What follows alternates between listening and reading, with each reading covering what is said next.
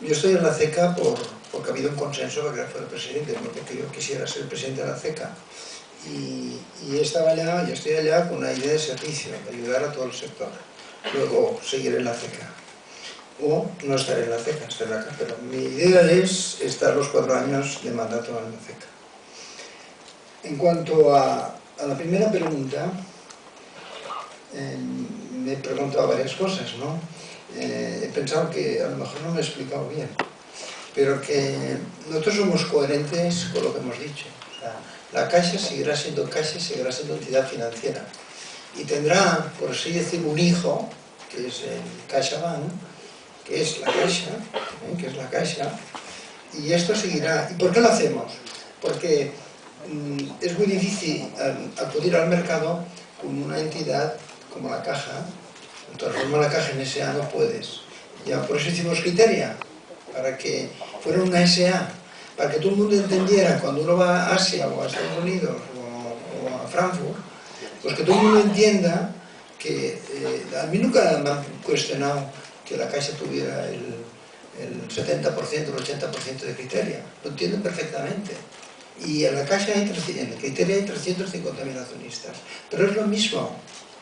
Es lo mismo en el sentido que hay un 80% que pertenece a la Caixa. Pero no existe esta problemática que tú me hablas, ¿no? Y yo no sé, me gustaría que en este punto también complementara el director, ¿no? Claro que sí, gracias presidente, gracias Pilar. Mi director de oficina, que aguanta mis ahorrillos, no cambia. El cajero automático de la oficina no cambia. El rótulo de la oficina no cambia. El director territorial de Cataluña, que está aquí, no cambia. El director de zona que tutela la oficina no cambia. Es decir, no cambia nada, no cambia nada. Cuando se hizo la ley, este movimiento que nosotros hemos hecho se llamó ejercicio indirecto. Y por lo tanto, como he explicado yo también, se trata de instrumentalizar, recoger en lo que es una pura formulación jurídica la nueva regulación y también las nuevas exigencias en forma de regulación de capital. Por lo tanto, la sustancia, el día después, los negocios, los clientes, los directores de oficina, el equipo de riesgo, seguirá exactamente igual como seguía funcionando. Y por lo tanto, si tuviéramos que decir que desde un punto de vista de percepción física, cuál es un antes y un después, pues desde un punto de vista de percepción física, que responde mucho a la realidad material, nadie de los que estábamos aquí seríamos capaces de apreciar la diferencia.